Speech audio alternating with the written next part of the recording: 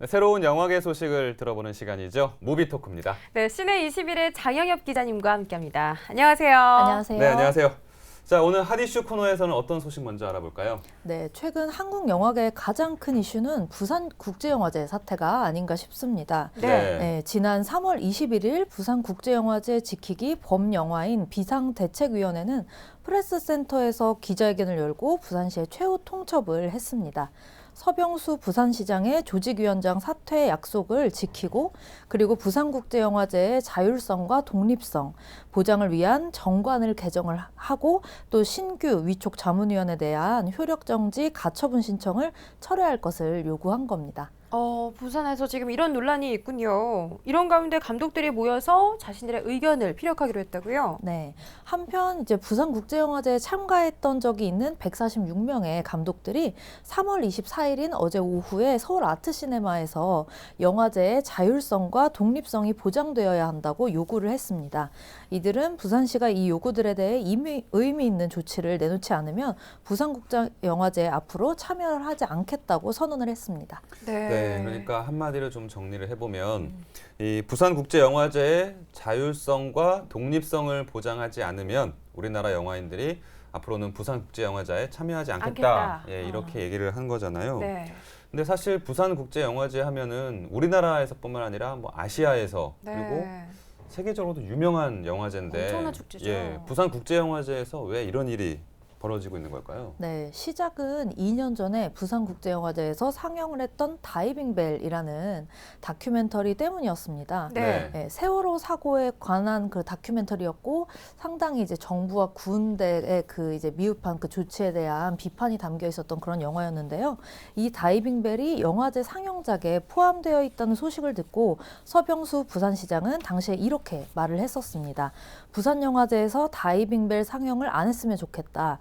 정치적 중립을 훼손할 수 있는 작품을 상영하는 건 바람직하지 않다. 이렇게 얘기를 했는데요. 하지만 이용관 집행위원장은 영화제에서 상영할 영화를 선정하는 건 프로그래머들의 고유한 권한이기 때문에 그 누구도 관여하지 않는 것이 부산국제영화제가 고수해온 방침이다라고 얘기를 하면서 다이빙벨을 예정대로 상영을 했었습니다. 네, 그러니까 지금까지는 전통적으로 누구도 관여를 안 했었는데 부산시에서 관여를 하게 되니까 이런 문제가 생긴 것 같습니다.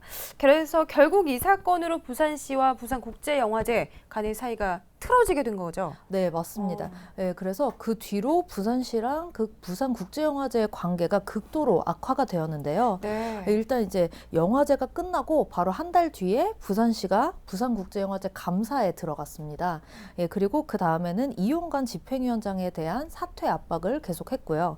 또 지난 2015년에는 영화진흥위원회에서 평가 1위를 기록을 했는데 부산영화제 지원금이 절반으로 축소되는 일이 있었고요.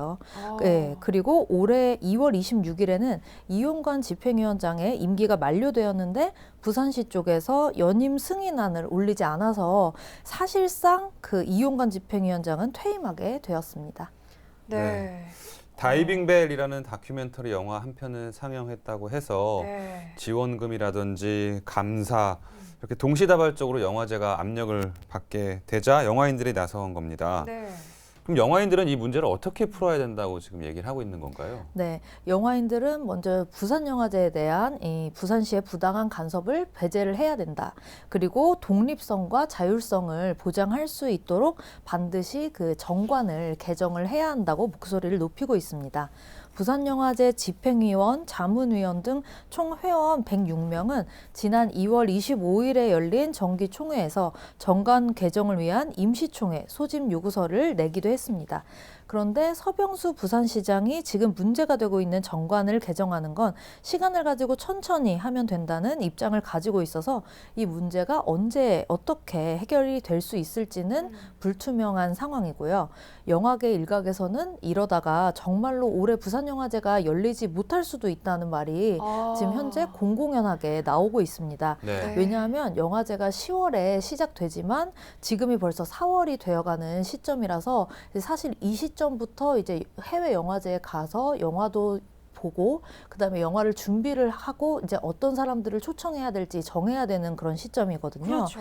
네, 그런데 집행위원장 그 자리가 공석인데다가 모든 직원들이 영화제 정관 그 개정되기를 기다리고 있는 상황이라서 실질적으로는 지금 이 시점에서 해야 할 업무를 하지 못하고 있는 그런 상황입니다.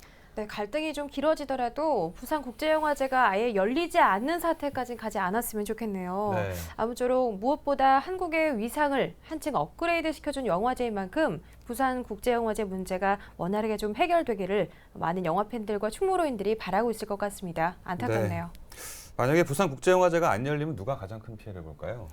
그러게요. 아무래도 생각해봐야겠네요. 그 한국 영화계 전체에 이것은 좀 그렇겠죠. 네. 그 문제가 아닌가 싶습니다. 네, 참 많이 안타깝습니다. 그래도 해외에 내세울 수 있는 영화제, 우리 부산국제영화제였는데 모쪼록 좀 원만히 잘 해결이 됐으면 좋겠네요. 네. 네, 다음은 신작 영화 알아보는 시간입니다. 오늘 첫 번째 작품 어떤 영화 소개해 주실 거죠? 네, 스파이더맨, 아이언맨, 헐크 이전에 이들이 있었습니다. 네. 네, 슈퍼히어로 역사상 가장 인기 있는 캐릭터죠. 슈퍼맨과 배트맨의 대결이 펼쳐지는 영화가 우와, 나왔습니다. 아마 이번 주말 벌써 많은 분들이 지금 그 예매를 하셨을 것 같은데요. 네. 배트맨 대 슈퍼맨, 저스티스의 시작 소개해드리겠습니다. 아, 네. 벌써부터 예매 열기가 뜨거운 걸 저도 직접 확인한 적이 있는데요. 네. 배트맨과 슈퍼맨이 싸우면 과연 누가 이길까? 단순한 이런 문제로 시작된 영화라고 알고 있습니다. 줄거리가 어떻게 될까요? 네, 이 영화는 지난 2013년에 개봉했던 슈퍼맨 영화죠. 그 DC의 또 다른 영화인데 맨 오브 스틸 그 이후를 배경으로 하고 있는 작품입니다. 네. 맨 오브 스틸의 그 배경이었던 2년 전에 슈퍼맨은 자신의 고향별인 크립톤 행성 출신의 조드 장군과 지구의 도시 메트로폴리스에서 목숨을 걸고 싸웠는데요. 이 전투를 블랙제로라고 부르는데 이 전투로 인해서 메트로폴리스는 막대한 피해를 입게 됩니다. 그 피해자 중에는 이게 배트맨은 인간이잖아요. 네. 그래서 배트맨 브루스 웨인이 운영하는 기업의 빌딩과 직원들도 포함이 되어 있었습니다. 네, 그렇다면 배트맨은 이 사건 이후에 슈퍼맨을 인류를 구할 영웅이 아니라 잠재적인 악으로 좀 볼 수 있겠네요. 아, 네, 맞습니다. 그 배트맨은 슈퍼맨을 인류의 그 파괴를 할 수 있는 그런 인물로 생각을 하게 되는데요. 네. 특히 슈퍼맨과 배트맨의 약점을 모두 아는 렉스 루터라는 그 원래 그 슈퍼맨에 꼭 나오는 악당이죠. 대머리 악당인데 네. 아, 그, 예, 맞아요. 그 렉스 루터가 장발인 시절이 이번에 나오는데요. 네. 그렇군요. 렉스 루터는 둘 사이를 이간질해서 싸움을 더 부추깁니다. 음. 크립토나이트라고 해서 왜 슈퍼맨의 유일한 약점이 있죠. 그 크립토나이트를 손에 넣은 배트맨과 함정에 빠진 슈퍼맨 그리고 의문의 여전사 원더우먼이 그 이제 렉스 루터가 짜놓은 거대한 그 함정에 빠지면서 상황은 걷잡을 수 없이 커집니다. 네, 그러니까 들어보니까 일단은 배트맨이 슈퍼맨을 느끼기에 인간의 힘을 뛰어넘는 내가 좀 이겨야 되는 그런 존재다라고 시작을 한 것 같은데요. 이 영화의 관전 포인트 어디다 초점을 두고 보면 더 재밌을까요? 네, 이 영화는 영웅과 악당의 그 거대한 전투 속에서 보면 막 빌딩도 막 다 부서지고 네. 왜 아주 초토화가 되잖아요. 네. 이런 상황에서 시민의 안전을 어떻게 보장할 것인가라는 질문을 던지는 영화이고요. 이 질문은 최근에 보면은 어벤져스 시리즈나 뭐 아이언맨 시리즈 등 그 DC의 경쟁사인 마블의 슈퍼히어로 영화에서도 지속적으로 엿볼 수 있는 그런 주제였습니다. 네. 네, 이 영화가 인상적인 점은 슈퍼맨을 그저 신과 같은 이 힘을 그런 초월적인 힘을 가진 영웅으로 칭송받는 존재가 아닌 오히려 절대적 힘 때문에 끊임없이 의심받는 존재로 설정을 한다는 겁니다. 이런 의심을 하는 존재로 배트맨을 등장시키면서 영화는 슈퍼히어로 코믹스 역사상 가장 유명한 두 캐릭터 간의 싸움에 명분과 흥미라는 두 마리 토끼를 동시에 잡습니다. 네, 그러니까 이 두 영웅의 싸움이 최대 관전 포인트가 되는 거죠? 네, 그렇죠. 아무래도 네. 예, 그렇고요. 또 맨 오브 스틸이 그랬듯이 영화의 후반부로 갈수록 점점 더 이 싸움이 치열해지기 때문에 예, 눈여겨보시면 좋을 것 같고요. 네. 또 특히 새롭게 등장한 원더우먼 캐릭터의 등장이 네. 굉장히 반가운데요. 왜냐하면 그 왜 마블 시리즈의 블랙 위도우 스칼렛 요한슨이 네. 연기하는 그 네. 캐릭터를 보면요.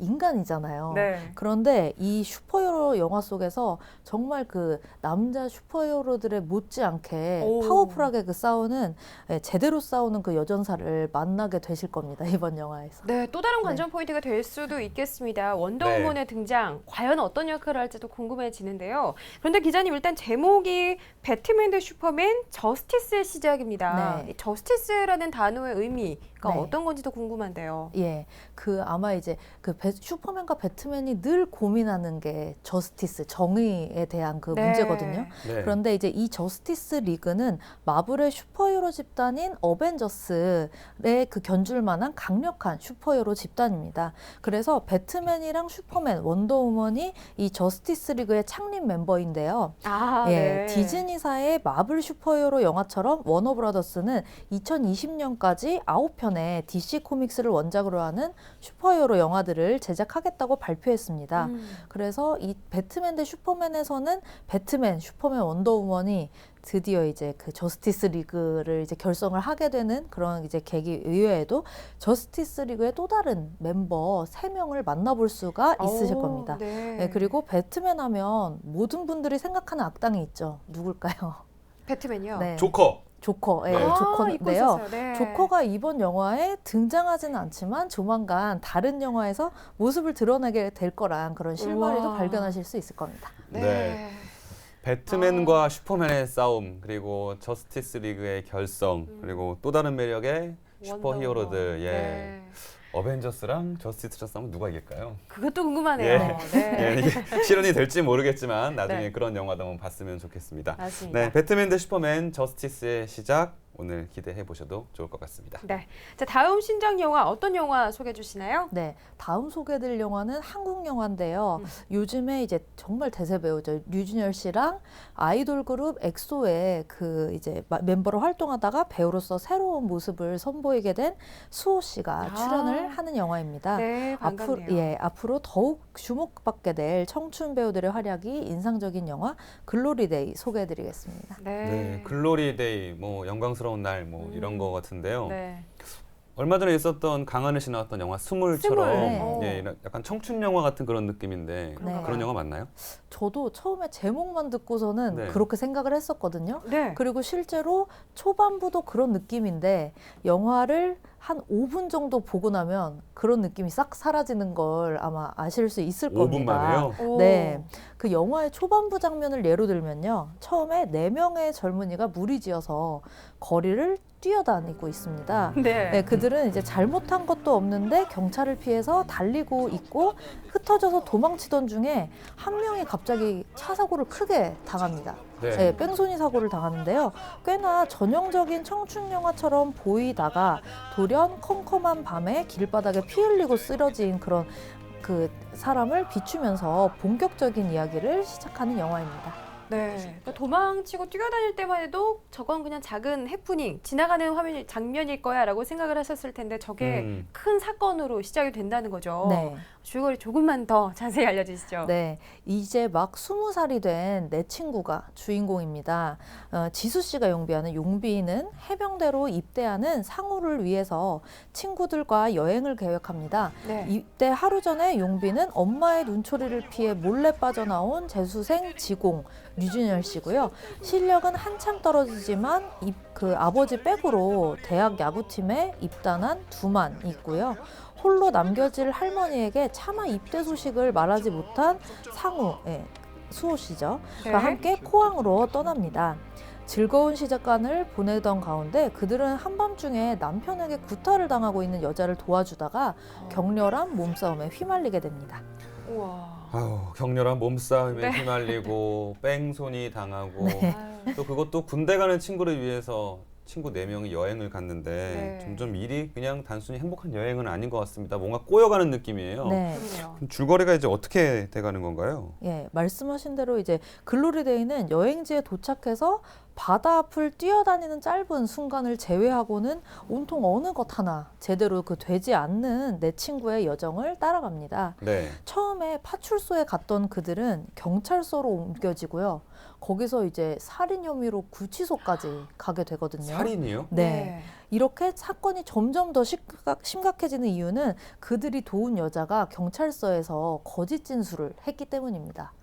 네. 왜 그랬을까요? 예, 중반부 이후에 글로리데이는 영화의 초점을 아이들이 아니라 이제 구치소까지 갔으니까 어른들이 개입할 차례죠. 네. 그 아이들의 이제 소식을 듣고 부모들이 다 내려오는데요. 일이 네. 커졌네요. 네, 일이 커졌죠. 그래서 이 아이들이 이제 그 소식을 듣고 그 찾은 보호자들에게 초점이 옮겨가면서 점점 더 흥미로워지는 그런 영화입니다. 네. 자신의 아이만은 구해야겠다는 그 생각에 공권력을 이용하고 또 이제 나약한 이들을 짓밟는 그런 기성세대의 모습을 보여주면서 내 친구들의 우정에도 금이 가기 시작합니다.